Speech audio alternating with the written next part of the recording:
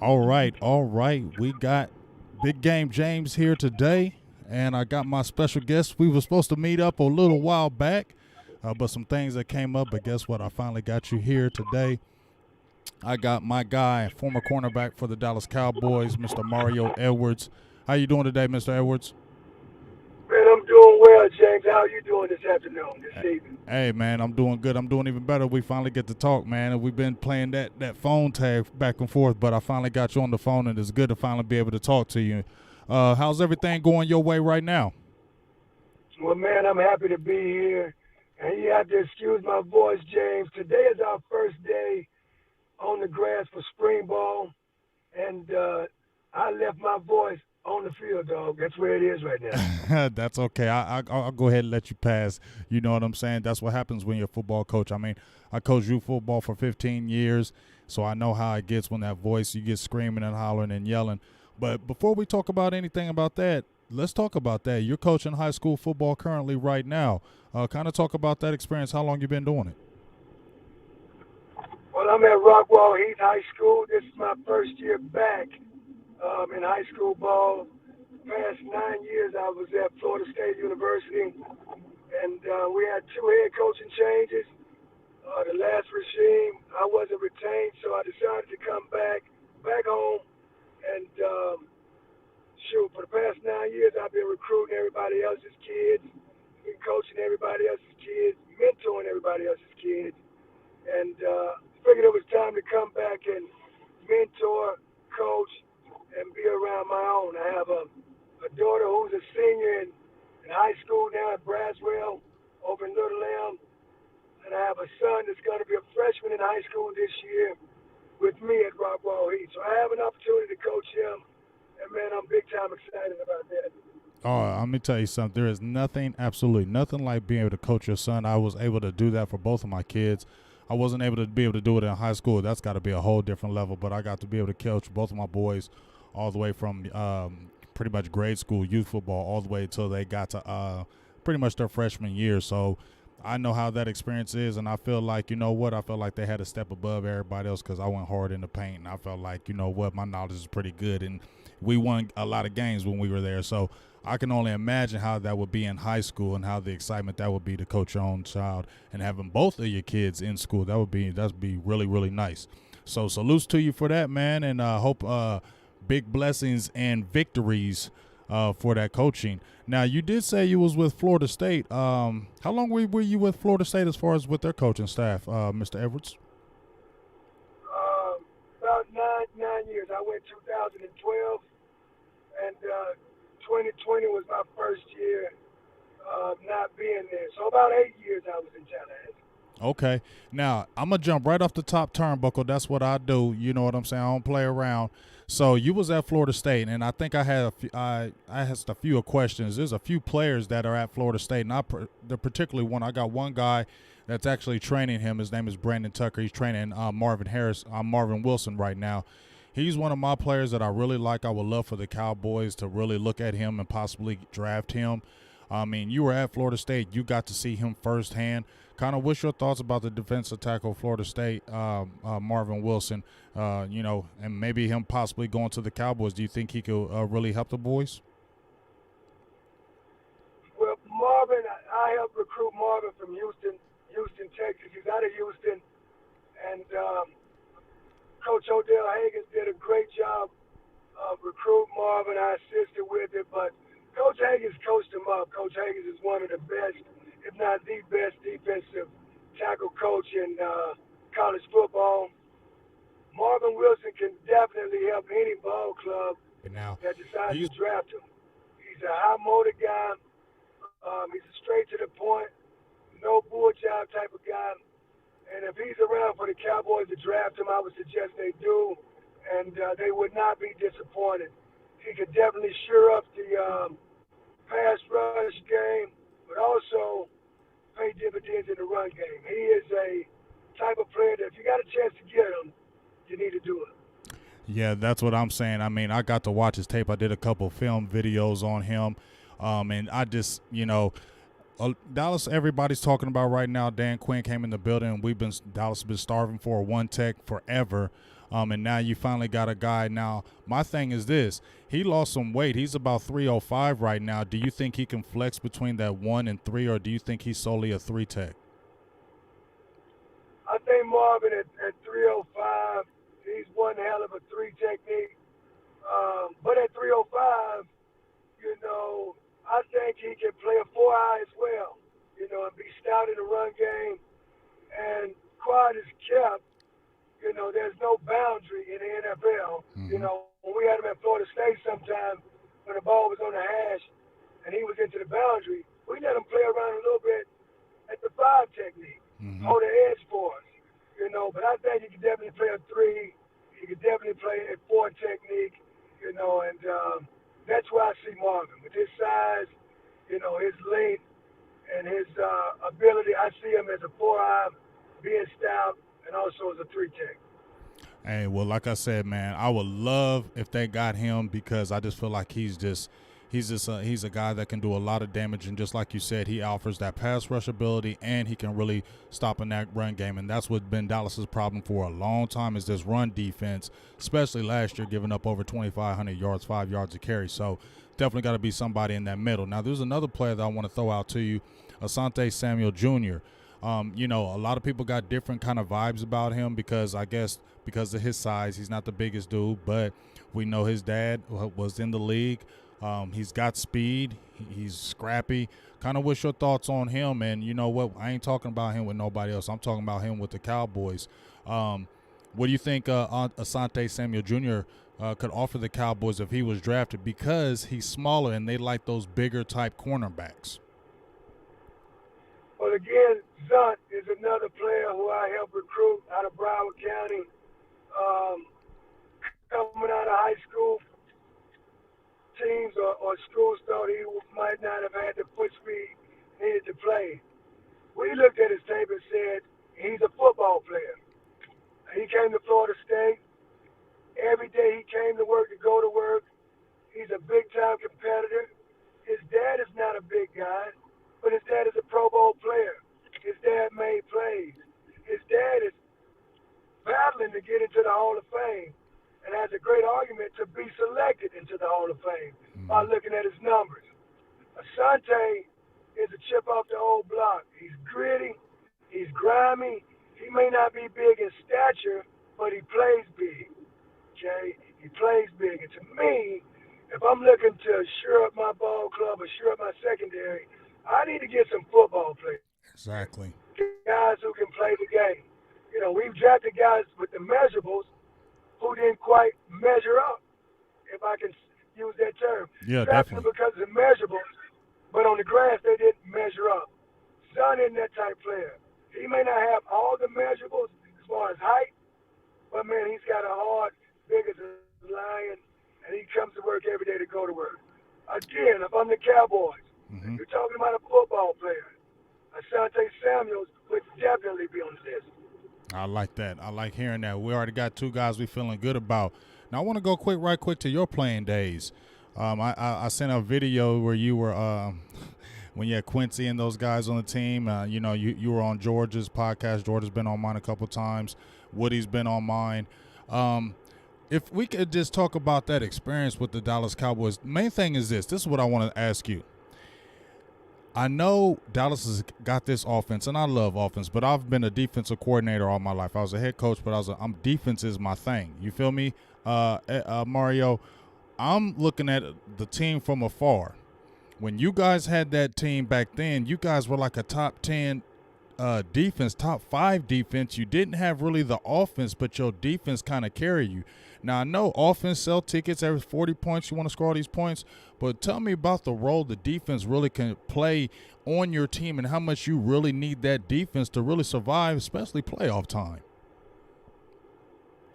Well, when I was with the Cowboys my last year down at Bill Parcells, we were the number 1 defense in the NFL. We were number 1 against the run.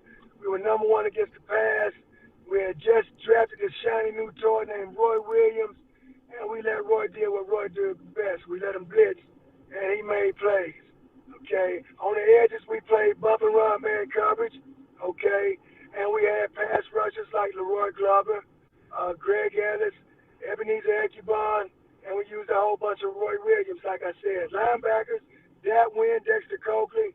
So we were stout against the run. Again, guys who didn't quite meet the measurables, Dexter Coakley, Dak Wynn, but they were football players. They were guys who could play the game and got it done.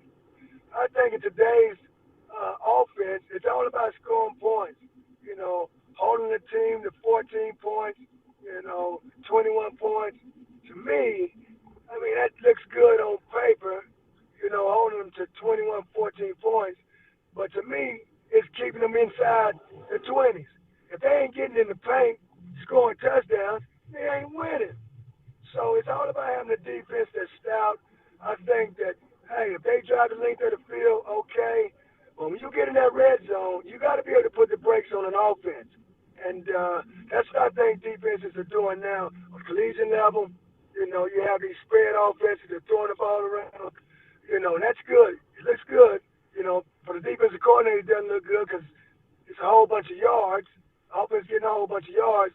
But yards ain't winning games. It's the points that you put on the board. So I think if you can red zone defense, if you can be stout, if you can hold them to a field goal, you'll win a lot of ball games. Yeah, I like hearing that. Now, what kind of a defensive system were you playing in when you were at the when you were with the Cowboys? You said you played a lot of man press. Did you play any kind of cover 1, 2, or 3? The reason why I'm asking you that question is because now you have a Dan Quinn that came to the Cowboys. He's more of a zone concept guy. He likes a lot of cover 3. He likes a lot of the corners to play press and then bail. Kind of if you can describe that cover 3 so the people can understand it.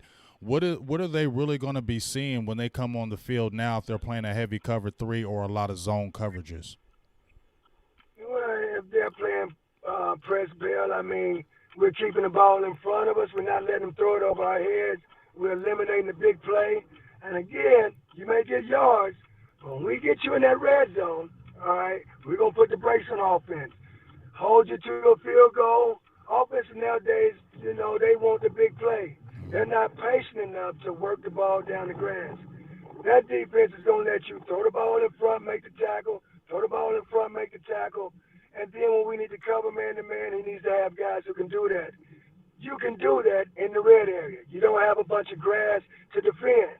So you play zone, a lot of zone, until you get in the red area, and then you tighten up your defense.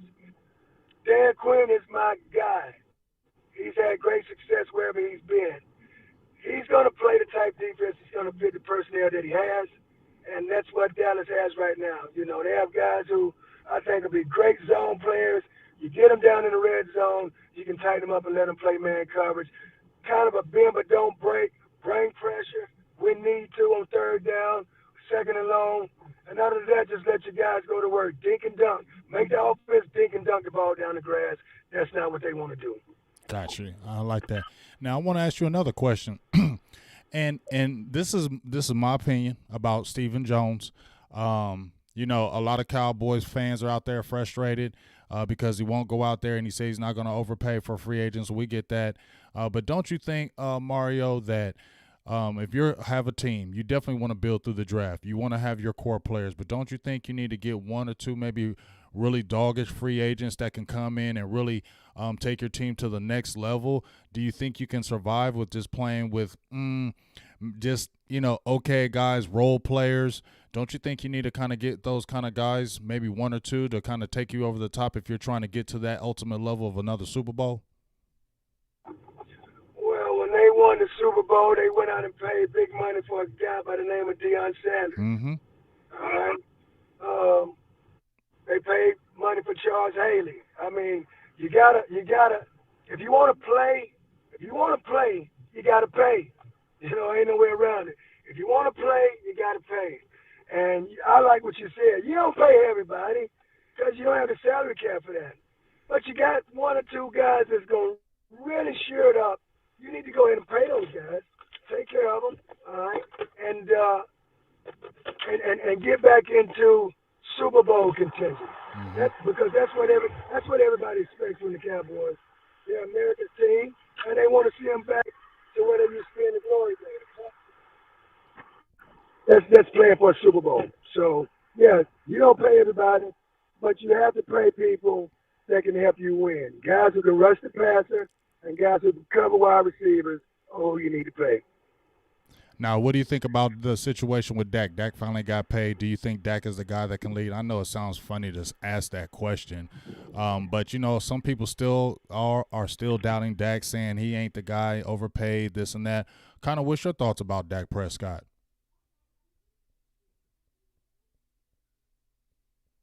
Say it again, James. Oh, I was just saying, but Dak Prescott just got signed with the team. There's still a lot of naysayers about Dak Prescott. I ain't one of them, but from afar, and even I'm sure you still talk with a lot of those guys. What's your kind of thoughts about Dak Prescott? And do you think he's the guy that can lead? And do you think they make the right decision? Well, when you look at what's out there, and then when you look at what Dak has done for your team, he's the guy that you need to pay. You need to take care of, man. Can he get him there by himself? No quarterback can by themselves. He's going to need a great supporting cast. I think they have some wide out there that he can deliver the ball to. Tight ends, I don't know who the tight end is, but when they had Jason Witten, they had tight ends that could help him get there. So can Dak do it by himself? No, Dak can't do it alone. But if you spend the money for Dak, you need to also get a great supporting cast around him. Somebody he can get the ball to that can get the job done. Yeah, for sure. Now, one other question: when you played in the secondary, you're a cornerback. I'm a dude that loves to start with the front first and then the back end. What's your thoughts on that? Should you build from the front, or do you start from the back end when you're building a defense? Well, it depends on what's out there, but in my opinion, you got to start from the front. You got to have guys who can rush the passer, and then, in my opinion, you go to the back end, because you can get some good corners, some hell of a corners, but you're only covering so long. You need guys to put pressure on the QB. First and foremost, edge rushers. If you can get a great run stopper that can bring pressure up the middle and a great D tackle, Donovan Sue, Leroy Glover, Mm-hmm. You get those type of guys, then you go after those guys too, because they can rush the passer and stop the run. But edge rushers are what you're looking for in the draft. I think you're absolutely 100% correct. You start up front, and then you work out toward the edges. Cover guys. Guys that can cover, guys who can make big-time plays. All right, and I got a few more questions for you, and I'm going to let you off. And once again, I appreciate you jumping on here. You got your son plays he just got re-signed, didn't he? Yes, he did. He's in Chicago. Yes, he got with Chicago. What's your thoughts about that? Well, he had a phenomenal season. Mm-hmm. I mean, and again, when guys are playing well, he can rush the passer, mm-hmm. but he also can stop the run. Mm-hmm. Those are guys that we said we have to pay. Right. And he had an awesome season this year, and he's a guy who is very deserving of what he got. Exactly.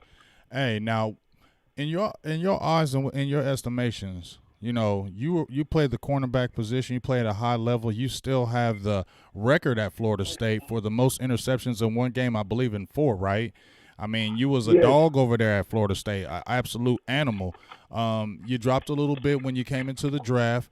How did you come in with the chip on your shoulder when as much as you did in college and accomplished, and you dropped in the draft? Did you come in with the chip on your shoulder? Did you come in personal with it? Oh, absolutely. I took it personal. Me dropping or sliding in the draft was not for athletic ability, and that's why when I went back to Florida State, I was, as director of player development was my title. Mm-hmm. I took pride in telling those young guys that, listen, man, these guys are going to break you down. They're going to scout you. They're going to look up and down at what you're doing, not just on the field, but what you got going on off the field. Mm-hmm.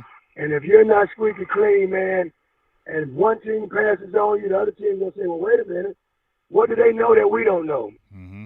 And you begin to slide in the draft. There were 2 corners drafted ahead of me. but I started before both of them because it wasn't ability. It was, we can get you for cheap. We can get you for cheap. And that's what happened. So, yes, absolutely. I came in with a chip on my shoulder, as I should have. And it paid dividends for me. You know, I came in hungry and just wanted to show other teams that, man, you should have taken me when you had an opportunity to. But, yes, I came in hungry, chip on the shoulder, and you're absolutely correct. That record is still standing at Florida State, over 20 years later, and hopefully it'll be there another 20 years. Hey, quick story, man. Tell me some stories. We were playing Florida State guy by the name of Nate Andrews, who was a safety for us. Mm-hmm. He got. We were playing against Wake Forest, man. He gets drafted. I mean, he had one interception, then he turns around and gets 2 interceptions, and then he turns around and gets 3 interceptions. And I'm on the headset, and I just hold on one second.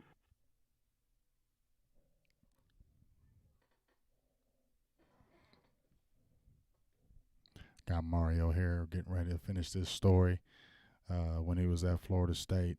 Really love and enjoy this talk right now that we're getting with him. Really appreciate him jumping on here with me. We kind of did it on the fly. He called me, said, hey, let's do it. So I'm really appreciating we got him on hold right now, letting him take his call right quick.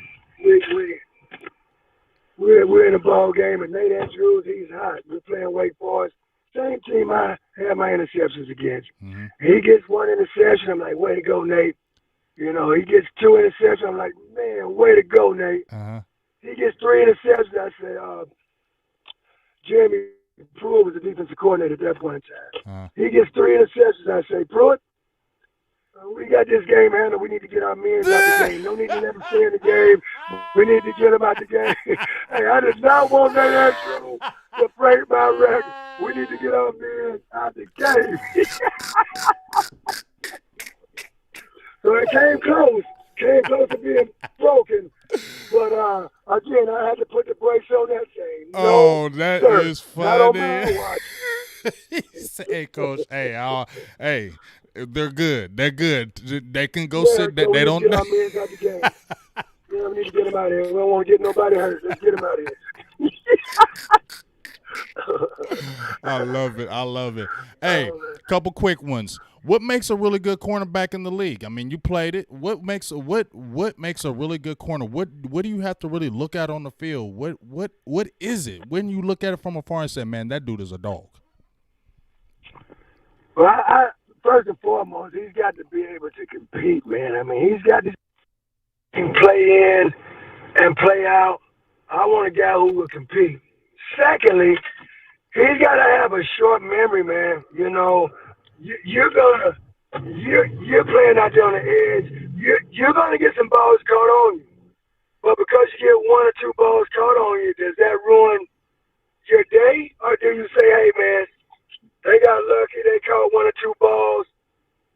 Let me get back in the fight, man, and compete. You know, it's kind of like having that pit bull mentality. I mean, you got to have that mentality. That's what Son has. Son has that pit bull mentality. You may catch a ball on him, but you ain't did nothing but just pissed him off. Mm-hmm. You know, and next play he's coming back.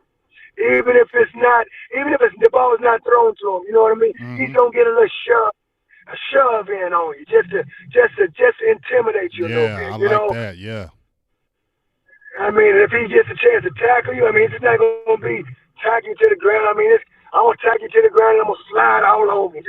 Just be gritty with you. Yes. To me, you know, that's what it takes to play the game. You gotta have a certain amount of grit to you. You know, you got to be a big-time competitor, number 2. And number 3, you have to have a short memory. Yes, sir. All right. Now, give me a story. Now, you gave me a story in college. Give me a story in the NFL. What was one of the best quarterbacks? I mean, what was the top quarterback you say you went against? Or, you know, throw me some things out there right quick before I get you off here. Tell me some good Cowboy stuff. Well, I mean, Brady was the best back then. We had Donovan McNabb. He was another good one. He was a runner before running quarterbacks were popular. Michael Vick was another one. I mean, could throw the ball, but he was a runner before running was popular. You know, I remember, playing against Rick Parcells came in, man. And we had won 3 years in a row before he got there. 5-11, 5-11, 5-11. Mm-hmm. Hired Parcells with the same ball club. We go 11-5 to the playoffs. But before we made it to the playoffs, the New York Giants, I mean, that was his team. Mm-hmm. And he didn't say, we got to beat this team, you know, I hate this team. But we all knew what winning that game meant to him. And I went out, man, I had an awesome game and got an interception that game, and we won it. Come to the sideline, and the big tuna, man, you know, he's not a real emotional guy, you know, but for him to hug me, I mean, and kiss me like I was his woman on the cheek, I mean, that was priceless, man. He hugged me and kissed me like I was his woman on the cheek. He was like, you know, thank you. Yes. Thank you, man.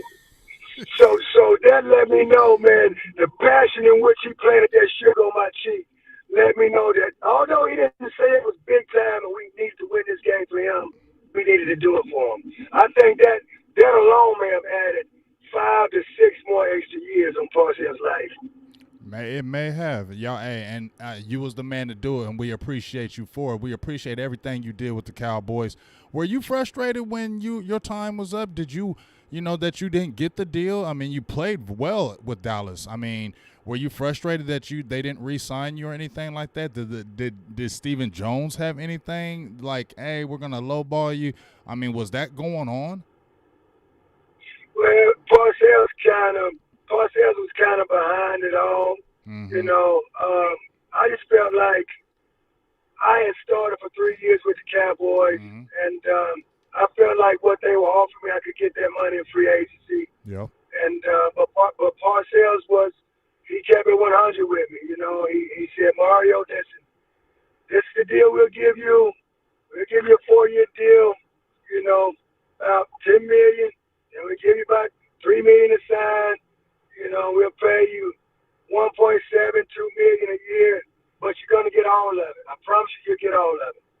If you go somewhere else and you sign one of these big deals, you're not gonna get it all. You're not gonna get it all. And we're walking out on the practice field and we're having this conversation, maybe 2 games left in the season. And we're walking, just he and I walking and talking. And I said, well, Coach, I appreciate it. I said, well, man, the money you're offering me, I mean, nickelbacks, you know, the fifth corner, that's the money that they're getting. Mm-hmm. I said, I appreciate the offer, but I'll try my hand in free agency. And I did. Went to Tampa Bay, got an $18 million deal, 5 to $18 million. But you know what? Parcells was right.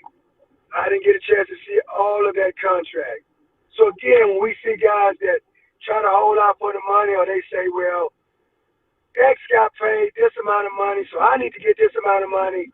I just like to tell guys, yo, man, what you really need to look at, I mean, you're going to get market value, but you need to look at what it takes for you to be happy. What is it going to take for you and your family to be happy? All right? Well, another kid may have got $7 million to sign. Yo, man, you and your family may need 5, but you're going to get it all. You know, so decide what it takes for you to be happy. Don't look at what everybody else is getting per se. Yes, there's a market value for you, but look at what it's going to take for you and your family to be happy, you know, and that's what you do. You make the best decision for yourself. Hey, that's some great wisdom, and that's some great talking. I really appreciate you. Now, this is my last final question for coming out, and once again, thank you again for taking your time out, making this happen for the channel. We'll get this out there, and we're going to have a great time with it. But I just want to ask you, you said 3, we know it was 3 straight seasons of 5-11, then Parcells came, and then it flipped. What was the one thing, because the Cowboys are dealing with this right now, they had okay seasons, they had some mediocre seasons. They haven't been a consistent playoff team. They've missed the playoffs the last 2 years. Mike McCarthy is at the helm, and he didn't do good his first year.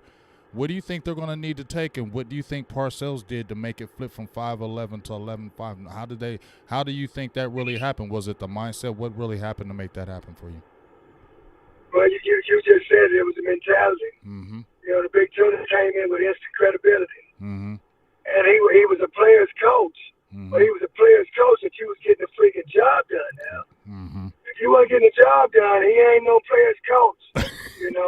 what I want to hear. And, Talk to me. yeah, I mean, if you ain't getting it done, he's not a player's coach. If you're getting it done, hey, I'm a player's coach. And it was always business. It was never personal. It was always business. And he kept it 100 with you. Mm-hmm. So he came in with instant credibility. Yeah, he was a player's coach, but only if you were balling, dog. You had to be playing. Mm-hmm. For him to be a player's coach, you had to be not just lining up out there. You had to be playing. And his type of guys, man, you got to play hard. You got to be relentless. And you got to be a competitor. It's all a mentality, So he brought a different mentality to the same group of guys that have been there for 3 years in a row. And he came in with instant credibility. Guys bought into what he was selling instantly. And he had to make a couple of examples out of a couple of guys. But when he did that, they figured out real quick, he ain't no joke. He ain't Eric B. and Rakim, but he ain't no joke, And so he got it quick, right? He got it fixed right away. And I think Dan Quinn the same thing, man. He's a player's coach, but only if you're a player. You got to be playing for me to be a player's coach. Because guess what? If you ain't playing, then me and my family, we got to pack up. Yeah, we're going to get fired. Yeah, so I'm going to be good to you if you're good to me, And so I think Dan Quinn, he brings that along with his experience and also his success that he's had, in Atlanta when he was the head coach there, he had success there, But yes, I think that's what it takes. You have to come in with some credibility, guys have to buy what you're selling. And then, you want to be a player's coach, but I want to be a player's coach to the players that are playing for me. Guys that are helping me keep my job. You'll keep your job if you help me keep my job. Exactly. And those are the type guys, those are the type coaches that I think the Cowboys have hired with Dan Quinn. Well, yeah, let's just hope that it goes because, like I said, right now it's been a very long time since they had defense. The defensive drafts haven't been that great, and this is the time for this defense to step up because you already got the offensive tools, but you need that defense to really help carry you in them tough times, and it needs to happen because, like we said, you saw them great teams in the 90s had Aikman, Irvin, Emmett, all those guys, but you had defense. You had Woody, you had Charles, Haley, you had Russell Maryland, you had Jim Jeffcoat, you had Leon Lett, you had Kevin Smith, you had guys, Ken Norton, you had dogs. Those were dogs, and when you got dogs like that, yeah, you can have that offense, but that defense is what's really going to really carry you through. So, man, I really appreciate you, Mr. Edwards, coming in here, man, and spitting the knowledge, talking to us about a whole bunch of things, Florida State, all good stuff. And I just, honestly wish you well on your endeavors at high school. Go kill it out there. Go get them dubs. Also, with your son playing for you, that's going to be amazing to watch and see from afar.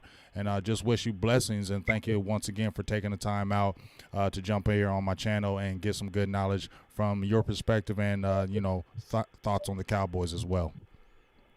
Well, James, I appreciate you having me, man. It's been a long time coming. Listen, we've got to do this again, man. We got to do it again. Hey, I'm ready. You know what I'm saying? I told you, seen me blowing you up. I was blowing you the hell up, so.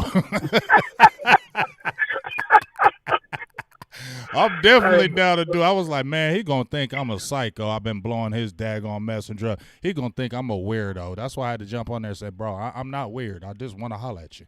Hey, man. Well, I'm glad you stay persistent, man, and we were finally able to get it done. Well, hey, we're going to have more times like that. And you know what I want to do is I want to get you and George on here. I did a show with Barry Church and Matt Johnson. I did a two-man show. I would love to get you and George here at the same time because you both played together. And then I think that would be really nice because, I love George, and he's really down-to-earth guy. I'd love to have both of you guys on, and we should definitely do that, in the future. Well, man, George is my guy. You hook it up, man. Let's make it happen. All right, well, there it is. Once again, folks, Mr. Mario Edwards, former defensive back for the Dallas Cowboys, Florida State guy extraordinaire. And you know what? He did his daggone thing, and I really appreciate him coming on and taking his time out. So make sure you run this back. Make sure you check out this interview with Mr. Mario Edwards. I'm so glad he came on. He called me on the fly, and was like, hey, man.